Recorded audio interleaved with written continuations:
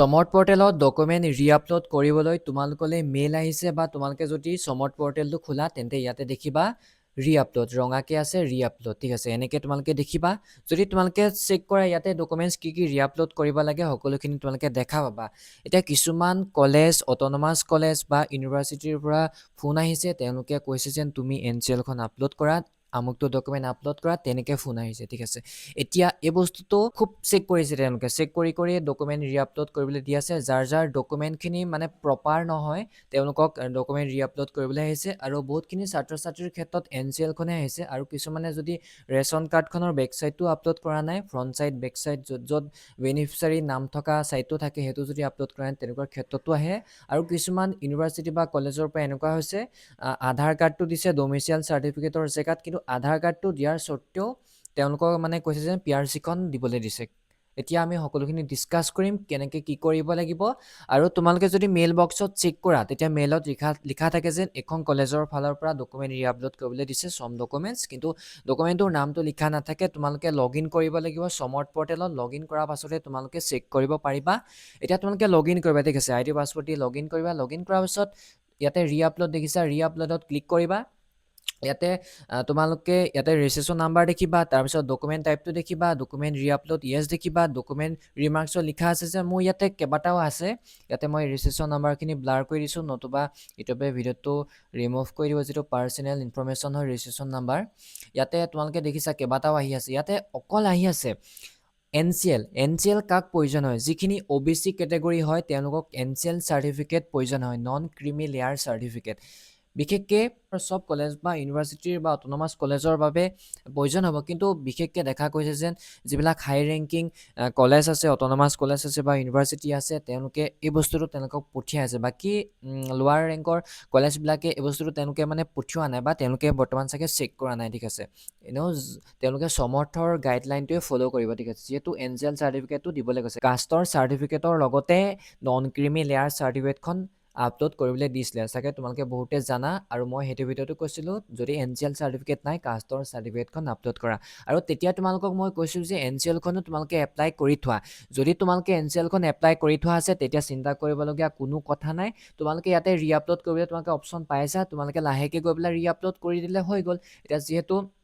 মোৰ তেনেকুৱা কাষ্টমাৰ আছিলে যেতিয়া অনলাইন কৰিবলৈ আহিছিলে তেতিয়া এনচিএল চাৰ্টিফিকেট নাই এতিয়া এনচিএল চাৰ্টিফিকেটখন আহি গ'ল এতিয়া ডকুমেণ্টটো মই আপলোড দিম ঠিক আছে তোমালোকৰ যদি এতিয়া এনচিএল চাৰ্টিফিকেট নাই তোমালোকে অতি শীঘ্ৰে গৈ পেলাই এনচিএল চাৰ্টিফিকেট আবেদন কৰা তাৰপিছত ডকুমেণ্টটো ৰিআপলোড কৰিবা ঠিক আছে ইয়াতে ৰিমাৰ্কছত যদি চাওঁ মোৰ ওচৰত 6টামান আছে ৰিমাৰ্কছত যদি চাওঁ অকল ইয়াতে লিখা আছে এনচিএল চাৰ্টিফিকেট আপলোড কৰিব দিছে এনচিএল চাৰ্টিফিকেট আপলোড কৰিব দিছে এনচিএল চাৰ্টিফিকেট 4টা মানে টোটেল 5টা আছে চাৰিটাত মানে এটাই কথা কৈছে যে NCL certificate need NCL certificate upload এনেকৈ লিখা আছে চবতে বেলেগকৈ লিখা আছে ৰিমাৰ্কছত এনচিএল ইজ নিডেড এনেকৈ লিখা আছে তাৰপিছত upload NCL certificate please provide A valid NCL category certificate upload NCL certificate তেনেকৈ লিখা আছে এতিয়া এনচিএল চাৰ্টিফিকেট অকল OBC কেটেগৰীখিনিকে লাগিব বাকী জেনেৰেল SC ST বিলাকক নালাগে তোমালোকৰ কি আহিছে ৰিমাৰ্কছত চাবা যদি একো অহা নাই তেন্তে ঠিকে আছে পিছত আহিবও পাৰে যদি আহে তোমালোকে সেই প্ৰব্লেমটো সলভ কৰি দিবা আৰু তোমালোকে ডকুমেণ্টখিনি আপলোড কৰোঁতে একদম ধ্যান ৰাখিব লাগিব তোমালোকে ওৱান টাইমেই পাবা মানে একবাৰে তোমালোকে ছাবমিট কৰিব পাৰিবা যদি কিবা ভুল হয় তেন্তে পুনৰ ছাবমিট কৰিব নোৱাৰিবা কলেজৰ ফালৰ পৰাও তেওঁলোকে পঠিয়ালো ইয়াত শ্ব' নহয় ঠিক আছে ওৱান টাইমেই পাবা তোমালোকে সেইবাবে মন দিবা আৰু গুৰুত্ব সহকাৰে কথাটো ল'বা ঠিক আছে এতিয়া আৰু এটা তেওঁলোকে এটা ইয়াতে কৈছে যেন ডমিচিয়েল চাৰ্টিফিকেটৰ কথা কৈছে যেন ৰিআপলোড দিবলৈ দিছে PRC ইজ নিডেড মানে PRCখন প্ৰয়োজন হৈছে বুলি তেওঁলোকে লিখিছে এতিয়া PRCটো ক'ত প্ৰয়োজন হয় যিবিলাক মানে অট'নমাছ কলেজ হওক বা বেছিকৈ ইউনিভাৰ্চিটিবিলাকত পঢ়িবলৈ গ'লে মানে PRCখন খুব প্ৰয়োজন হয় যিটো হায়াৰ এডুকেশ্যনৰ বাবে PRCখন প্ৰয়োজন হয় এতিয়া PRCখন বিচাৰিছে কিন্তু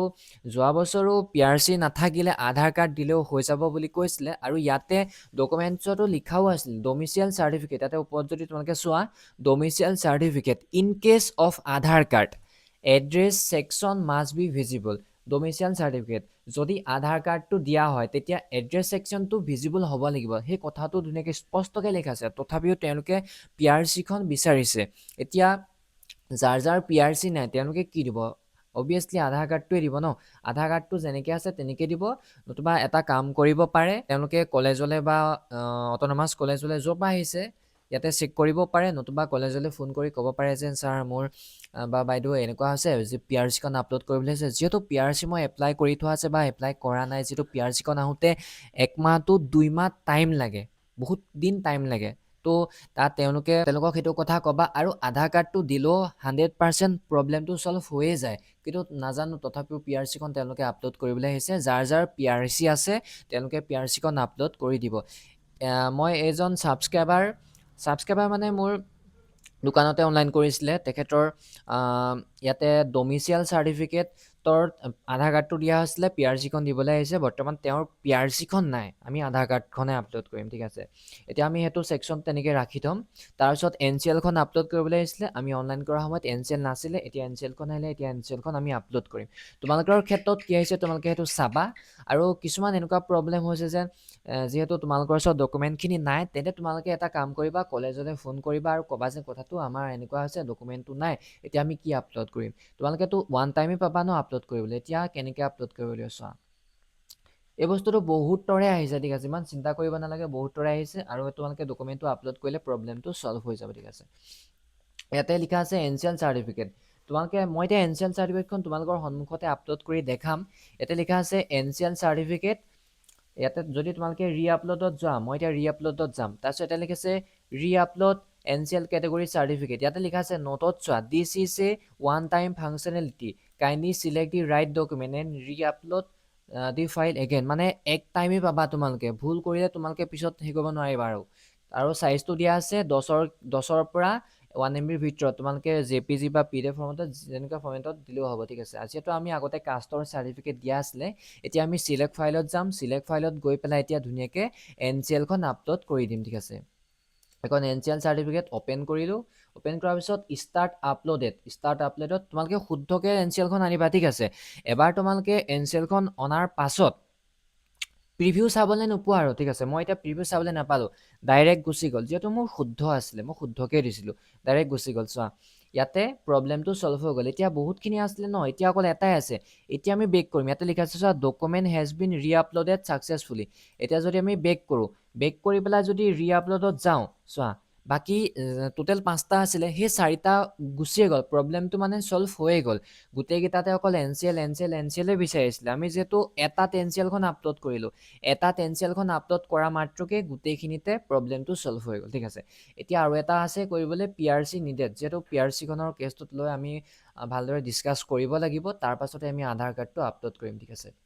সেইটো বৰ্তমান এনেকৈ ৰাখি থ'ম, মই এতিয়া ছাবস্ক্ৰাইবাৰৰ লগত ধুনীয়াকৈ কথাটো পাতিব লাগিব, তাৰ পাছতে মই ধুনীয়াকৈ আপলোড কৰিম, ঠিক আছে, যিহেতু PRC-খন বৰ্তমান নাই। এনেদৰে তোমালোকে ডকুমেণ্টছখিনি আপলোড কৰিব পাৰিবা, ঠিক আছে। যদি ভিডিঅ'টো ভাল পালা তেনেহ'লে চেনেলটো ছাবস্ক্ৰাইব কৰিবা, যদি কিবা প্ৰব্লেম হয় তেনে তোমালোকে ডাইৰেক্ট কলেজৰ লগতে এই কথাটো পাতিবা, ডকুমেণ্ট ৰি-আপলোডৰ কথা, ঠিক আছে।